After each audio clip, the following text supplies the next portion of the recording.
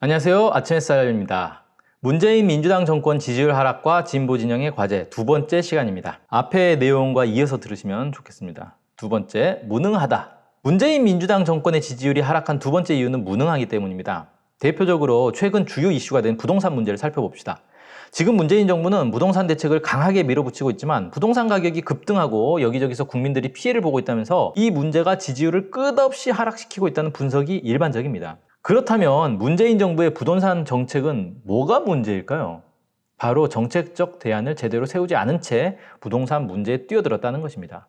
전쟁에서 승패는 전쟁 전 작전을 어떻게 세우는가에서 이미 판가름 난다고 합니다. 문재인 정부는 부동산 대책을 미리 똑똑히 세웠어야 합니다. 그러나 그렇지 못했습니다. 문재인 대통령은 그동안 부동산 문제에 대해 발언을 아껴왔습니다. 2017년 8월 17일 취임 100일 기자회견에서 8.2 대책은 역대 가장 강력한 부동산 대책이다. 그러나 더 강력한 부동산 대책도 주머니 속에 많이 넣어두고 있다. 라고 했어요. 다 계획이 있는 것처럼 말한 거죠. 작년 말에는 부동산 문제는 우리 정부에서는 자신 있다고 장담하고 싶다. 라며 자신감도 보였습니다. 그러다가 부동산 시장이 과열되고 비판 목소리가 커지자 강력한 부동산 대책을 추진하겠다. 지금 최고의 민생 과제는 부동산 대책 이렇게 얘기를 하면서 드디어 이제 칼을 꺼내 드는 듯 했습니다. 그런데 국민이 볼 때 문재인 대통령이 제시한 부동산 정책으로 떠오르는 것은 두 가지예요. 사실 하나는 부동산 과열을 잡으라는 거고 또 하나는 청와대 고위공직자에게 주택을 한 채만 남기고 다 팔라고 공고한 것입니다. 일단 집값을 잡으라는 지시야 뭐 어느 누구도 공개적으로 반대할 수는 없죠. 집값을 올리자고 주장한 사람도 없고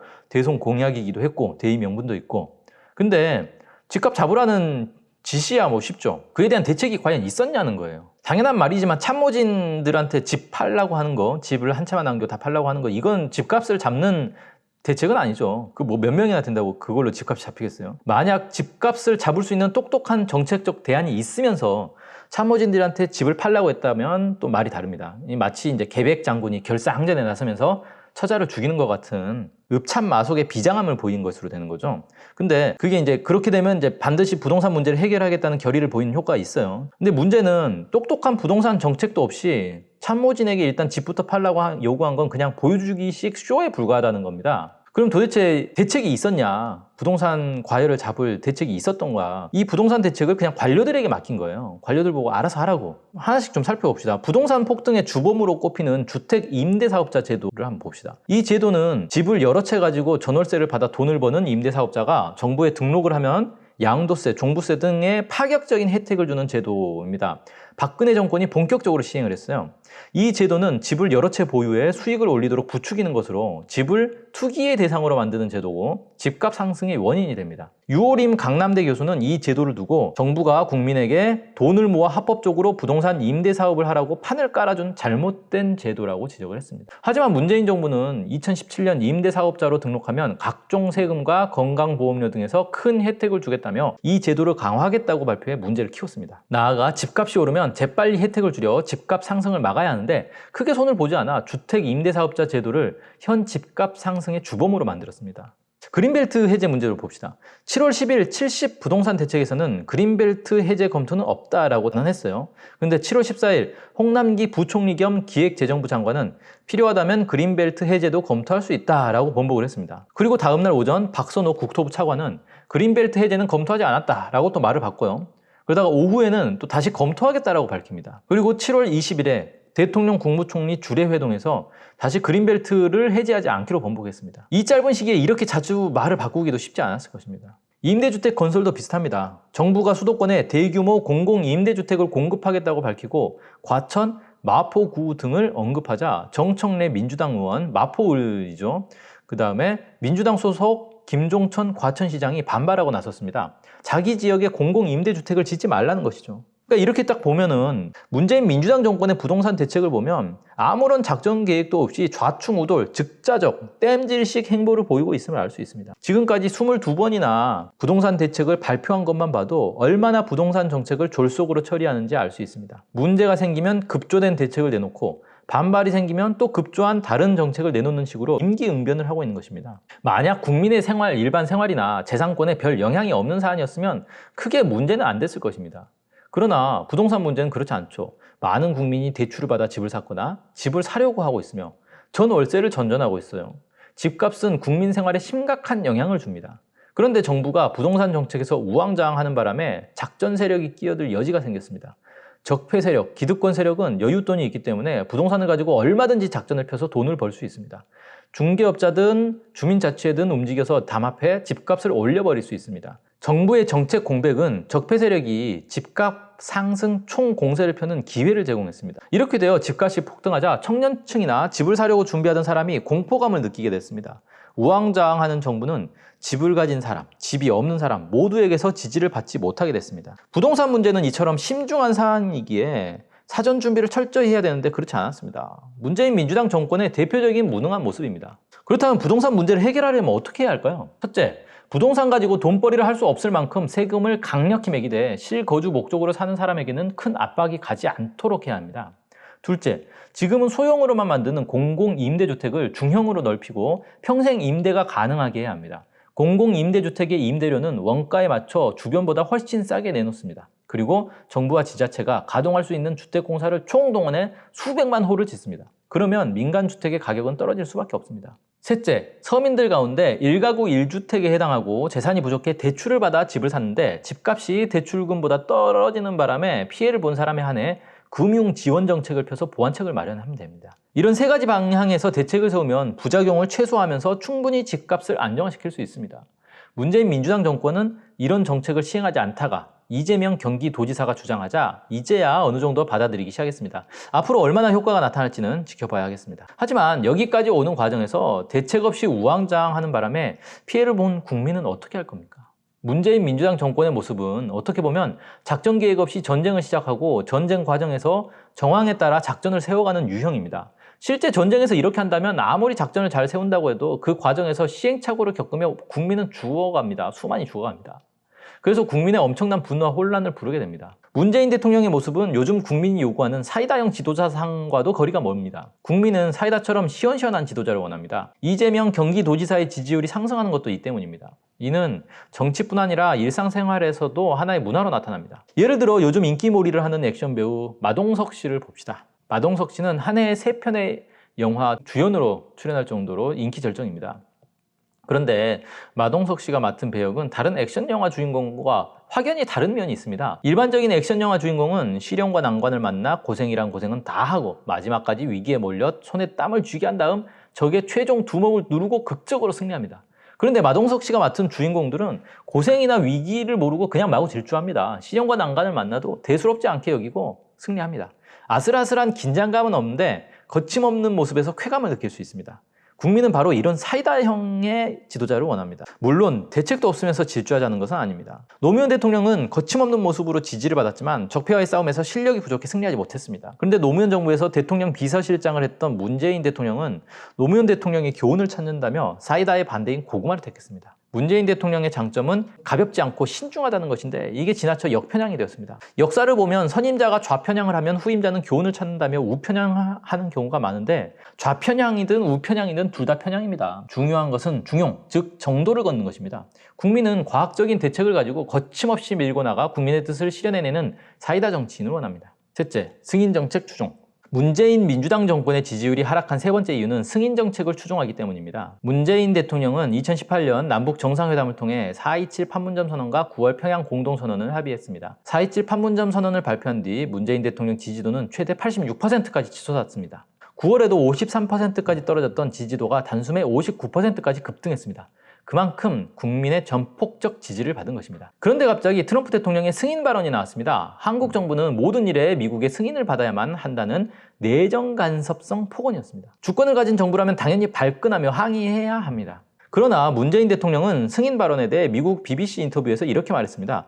북한을 지금과 같이 비핵화를 위한 대화의 장으로 끌어내는 데에는 국제적인 경제 제재가 큰 효과를 거둔 것이라고 생각합니다. 그리고 북한이 완전한 비핵화를 하도록 하기 위해서는 이런 국제적인 제재 공조는 유지될 필요가 있습니다. 남북 관계는 또 그와 별도로 개선의 노력이 필요하지만 남북 관계 개선을 위한 노력들도 국제적인 제재 틀 속에서 그 제재에 저촉되지 않는 범위부터 이렇게 시작하려고 합니다. 트럼프 대통령의 이야기는 일정한 단계까지 우리가 국제적인 제재에 대해서 한미 간에 긴밀하게 협력하고 보조를 맞춰 나가야 한다는 그런 원론적인 말씀이었다고 봅니다.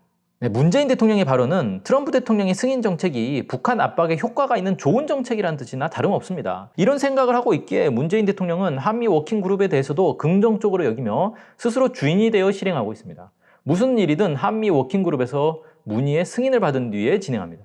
나아가 한반도 운명의 주인답게 남과 북이 스스로 결정하고 추진할 수 있는 사업을 적극적으로 찾고 실천하는 것 자체도 미국의 승인을 얻겠다고 하는 웃기지도 않은 모습을 보이고 있습니다.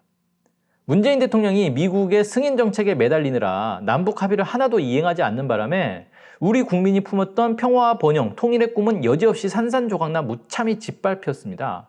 9월 평양에서 했던 감동적인 연설은 모두 다 거짓이었습니다. 이것이 그냥 넘어갈 수 있는 간단한 일입니까? 우리 민족사에 두고두고 기록될 천추에 씻지 못할 대역죄를 짓고 있는 것입니다. 세상에 이처럼 국민을 기만하고 세계를 기만한 정치가 어디 있습니까?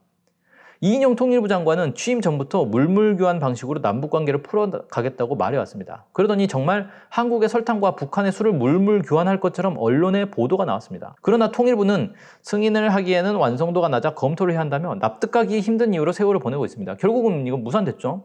앞에서는 뭔가 할 것처럼 떠들면서 뒤에서는 가로막는 쇼를 하고 있는 것입니다. 통일부는 세계 식량 계획을 통해 북한에 1천만 달러를 지원하기로 결정했다며 대대적인 홍보를 하였습니다. 이것이 북한의 진정성으로 다가가 남북관계 회복의 단초가 될 것이라고 기대에 부풀어 있습니다. 하지만 이런 식의 대북 지원은 이명박 박근혜 정권도 했습니다. 통일부 대북 지원 정보 시스템을 통해 인도적 대북 지원액을 확인해보면 이명박 정권은 약 2,577억 원, 박근혜 정권은 약 673억 원을 지원했습니다. 문재인 정부는 2019년까지 354억 원을 지원했을 뿐입니다. 이러면서 한편으로는 코로나19를 뚫고 한미연합훈련을 강행하며 미국의 첨단 무기를 도입하기 위해 국방비를 대대적으로 인상하고 있습니다. 이인영 통일부 장관은 한미 워킹그룹의 기능을 부정할 수 없다며 인정하는 어처구니 없는 발언을 했습니다. 이처럼 미국의 승인 정책을 추종하며 남북관계를 파괴하는 문재인 민주당 정권의 행태는 지지율을 떨어뜨리는 결정적 요인입니다. 앞에서도 살펴봤지만 2018년 두 차례 남북 정상회담이 지지율을 크게 높였습니다. 만약 미국의 승인 정책을 뿌리치고 남북 합의를 그대로 실천했다면 당시 치솟았던 지지율을 유지할 수 있었을 것입니다. 남북 철도가 뚫리고 개성공단이 재가동되고 북한의 히토류와 철광석이 들어오고 각종 교류 협력 사업이 진행되고 북한을 거쳐 러시아 천연가스가 들어오는 상상을 해봅시다. 정부 지지율은 하늘 높은 줄 모르고 치솟을 것입니다. 바로 여기에 한국 경제와 민생의 길이 있기 때문입니다. 사실 한국 경제의 미래가 미국이나 일본에서는 더 이상 보이지 않는다는 점을 다들 압니다. 한국 경제는 남북 경제 협력, 동북아 경제와 손을 잡았을 때 눈부시게 빛난다는 것을 누구나 인정합니다. 중요한 건 북한이 4.27 판문점 선언과 9월 평양 공동선언을 통해 평화, 번영, 통일로 가자는 남북 협력 경제와 동북아 경제로 가자는 손을 내밀었다는 점입니다. 당시 문재인 대통령은 그 손을 잡았습니다. 그 손을 놓지 않고 그대로 실현했다면 그야말로 한국 경제는 엄청나게 눈부신 발전과 희망을 보여줬을 것입니다. 그런데 지금 한국 경제는 마이너스입니다. 정부는 코로나19로 세계 경제가 다 어려운데 그나마 우리가 가장 좋다고 합니다. OECD 1위라는 것입니다. 하지만 이는 전 세계가 다 망하는데 우리가 가장 조금 망했다는 말이나 다름없습니다. 우리도 결국 망해가고 있는 것입니다. 이 상황에서 부응할 길이 있습니다. 남북 합의를 실천하면 경제의 희망이 열리고 전 세계에서 투자자들이 끝을 모르고 줄을 설 것입니다. 지금도 남북이 통일만 되면 모든 재산을 쏟아붓겠다는 세계적인 투자자가 있습니다. 남북 경제협력과 이를 통한 동북아 경제협력은 경제 번영을 약속할 뿐 아니라 민생 문제도 해결해 줍니다. 예를 들어 포스코가 멀리 브라질, 오스트레일리아 대신 북한에서 철광석을 들여오면 중국과의 철광 산업 경쟁에서 앞설 수 있습니다. 정부가 북한 철광석 반입을 보장하고 대신 그렇게 해서 벌어들이는 순이익의 50%를 국민 기본소득 재원으로 사용하기로 협약을 맺는다고 해봅시다. 이런 식으로 경제협력으로 나오는 수익 일부를 국민 기본소득 재원으로 모아 전 국민에게 기본소득을 주면 소비가 늘어나고 이에 따라 유통, 동네 상권들 말하는 거죠. 유통이 활성화되고 이에 따라 생산도 활성화됩니다. 이렇게 국민의 기본소득을 기관차로 해서 유통과 생산을 끌고 가는 긍정적인 경제발전 구조를 만들 수 있습니다. 그래서 4.27 판문점 선언과 9월 평양 공동선언 실현은 한국 경제와 민생의 대폭발적 발전과 희망을 가져다주는 절체절명의 무기고 과제인 것입니다. 이것만 실현한다면 지금 논란이 되고 있는 부동산 문제나 기타 여러 문제들도 부차적인 문제가 될 수 있습니다. 그런데 문재인 민주당 정권은 이 기회를 팽개치고 있습니다. 국민 앞에 지은 이 큰 죄 때문에 문재인 민주당 지지율이 결정적으로 폭락하고 있는 것입니다. 남북협력, 동북아 협력 대신 미국, 일본에서 미래를 찾는 문재인 민주당 정권은 구시대 세력입니다. 구시대에 얽매이면 미래를 개척할 수 없습니다. 과거의 질서에 얽매인 정부에게는 희망이 없습니다. 희망이 없는 정부를 지지할 국민도 없습니다.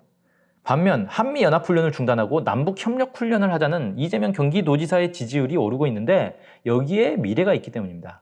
4. 진보운동의 과제. 문재인 민주당 정권의 문제점을 지적하면서 과연 진보 진영은 자신감과 떳떳함을 가질 수 있는가 되묻게 됩니다. 솔직히 얘기하면 저를 포함해 진보 진영 전반은 한심한 수준입니다. 지금 상황에서 진보 진영이 권력을 잡는다면 문재인 민주당 정권보다 더 잘할 것이라는 근거가 없습니다. 진보 진영도 대우각성에 일대 혁신을 해야 합니다. 첫째, 국민 주권에 대한 무한한 책임성과 헌신성으로 무장해야 합니다.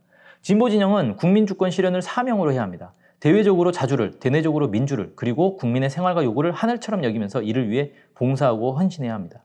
그러나 현재 진보 진영을 보면 이와 대립하는 패권과 관료주의, 권위주의가 무시 못하게 자리 잡고 있습니다. 이런 것을 씻어내지 않고서는 국민 주권에 책임적일 수 없고 헌신할 수도 없습니다. 또한 무책임함과 나태, 안일이 팽배해 있습니다. 대충 일을 하고 남에게 싫은 소리는 안 들을 정도로 일하면서 나는 고생하고 있으니까 라는 생각으로 자족하는 경향이 있습니다.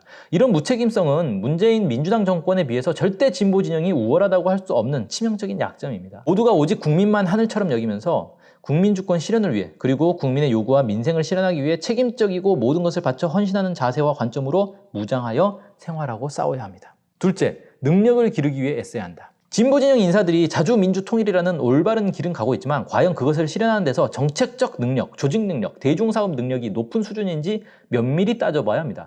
어디라 할 것 없이 부족점이 많은데 이를 극복하기 위한 노력을 부단히 해야 합니다. 학습을 강화하고 자유로운 민주적 토론을 보장하며 결정한 방침에는 모두가 한 몸처럼 움직여야 합니다. 모범은 잘 분석해 따라 배우고 뒤떨어진 것은 서로 도와 보완하는 식으로 전체가 다 실력을 향상하고 발전하도록 노력해야 합니다. 셋째, 정직해야 합니다. 진보 진영의 여러 문제 가운데 특히 심각한 것은 자기 문제를 방어적으로 대하면서 거짓말을 하고 속임수를 쓰는 경우가 비일비재하다는 점입니다. 진보 인사라면 동지를 믿고 자기 문제를 거리낌 없이 솔직하고 겸손하게 드러내고 인정하며 비판을 구하면서 서로 발전해 나가야 합니다. 그런데 지금은 거짓말하는 풍토가 어느 일부분이나 몇몇 사람에게만 있는 게 아니라 여기저기 만연한 상태입니다. 이렇게 해서는 혁신도 제대로 할 수 없고 진보의 단결도 이룰 수 없으며 전투성도 높일 수 없습니다. 누구나 다 자기 문제를 솔직하게 인정하고 상대의 문제를 고쳐주기 위해 진실한 마음으로 노력해야 합니다. 참된 비판과 혁신의 문화가 진보 진영을 뒤덮어야 합니다. 넷째, 모든 생활을 국민의 눈높이에서 꾸려가야 합니다. 진보 진영 인사들은 멋쟁이가 되어 국민의 인정을 받아야 합니다. 이런 관점에서 옷차림, 술문화, 운동, 여기서 운동은 체력 단련 얘기하는 겁니다. 사회운동이 아니고요. 생활 등을 모두 돌아봐야 합니다. 어떤 이들은 등산복을 후줄근하게 입고 다니면서 그걸 민중성이라고 이야기합니다. 술을 절제하지 못하고 문제를 일으키면서도 대수롭지 않게 여기는 경우도 있습니다. 건강을 지키기 위해 음식을 조절하고 운동을 하는 것이 당연함에도 이를 귀찮아하며 되는 대로 생활하는 사람도 있습니다. 언어 생활에서 말을 함부로 하고 상스러운 욕을 해 주변 사람들의 눈살을 찌푸리게 하는 모습도 있습니다. 독재와 싸우면서, 제국주의와 싸우면서, 적폐와 싸우면서 과격한 언어 생활을 정당화했는데 일상생활에서도 여과 없이 그대로 하는 것입니다. 이런 모든 것을 국민의 눈높이에 맞게 발전시켜야 합니다. 생활을 문화적으로 교양 있게 건전하게 가져가 멋쟁이가 돼야 합니다. 이상의 노력을 통해 진보 진영은 국민의 사랑을 받는 참된 정치 세력으로 성장해야 합니다. 국민의 삶과 미래를 책임지고 유능하게 담당할 수 있는 국민의 진정한 믿음을 받는 충복 세력으로 자기 매일이 해야 합니다. 오늘 여기까지 하겠습니다. 고맙습니다.